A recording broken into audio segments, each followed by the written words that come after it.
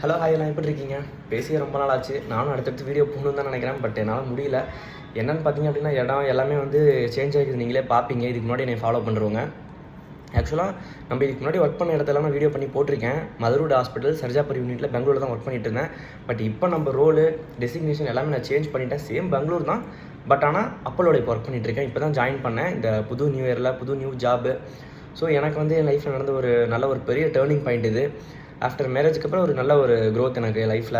இது வந்து நான் பெருமைக்காக சொல்லலை. நான் பண்ண ஹார்ட் ஒர்க்கு, எனக்கு என்னோடய டீமு, எனக்கு இந்த மதுரோட ஹாஸ்பிட்டல், இதுக்கு முன்னாடி நான் ஒர்க் பண்ண இடம் எல்லாமே எனக்கு கொடுத்த ஆப்பர்ச்சுனிட்டி தான்.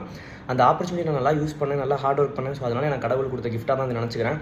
ஸோ இதுக்கப்புறமும் சரி, என்னுடைய அம்மா அப்பா, என்னுடைய ஸ்டாஃப்ஸு எல்லாருமே எனக்கு இதுவரை நான் கடந்து வந்த பாதையில் வந்து எல்லாருக்கும் நான் ரொம்ப தேங்க்ஸ் பண்ணிக்கிறேன். ஏன்னா அவங்க எல்லாமே எனக்கு லேர்ன் பண்ணி கொடுத்தது தான் இப்போ எனக்கு இது இந்த மாதிரி ஒரு நிலைமையாக மாறி இருக்குது. ஸோ நீங்கள் ஒர்க் பண்ணுற இடம், நீங்கள் எந்த அளவுக்கு நீங்கள் ஹார்ட் ஒர்க் பர்சனாக இருக்கீங்க, ஸ்மார்ட் ஒர்க் பர்சனாக இருக்கீங்க. ஸோ உங்களுக்கு வந்து இதுவுமே யூஸ்ஃபுல்லாக இருக்கும். ஸோ நீங்கள் என்றைக்கும் என்னடா நம்ம லைஃப் வந்து ஒரு சேஞ்சிங்கே இல்லை, இப்படியே போயிட்டுருக்கு, ஒரு நல்ல நியூ இயர் வந்துச்சு அப்போ கூட நமக்கு ஒரு பெரிய சேஞ்சிங்கே இல்லையே அப்படின்னு நினைக்காதீங்க. எல்லாருக்கும் ஒரு வாய்ப்பு கண்டிப்பாக கிடைக்கும். இன்னுமே மேலே போகிறதுக்கான வாய்ப்பு யாருக்குமே தெரியாதுங்க. கடவுள் நமக்கு எல்லாருக்கும் எங்கெங்கே சர்ப்ரைஸ்லாம் வச்சுருக்காருன்ட்டு. ஸோ அதனால் நீங்கள் பொறுமையாக இருங்க. பொறுமையாக இருக்கிறது வந்து கண்டிப்பாக உங்களை நல்ல இடத்துக்கு கொண்டு போய் சேர்த்தும். ஸோ இதுக்கப்புறமும் சரி, நம்ம வீடியோ வந்து பார்த்திங்க அப்படின்னா என்ன வீடியோ போஸ்ட் பண்ணுறதுன்னு தெரியாமல் தான் நானும் சுற்றிக்கிட்டு இருக்கேன். ஸோ அதனால் மறக்காமல் கமெண்ட் பண்ணுங்கள்.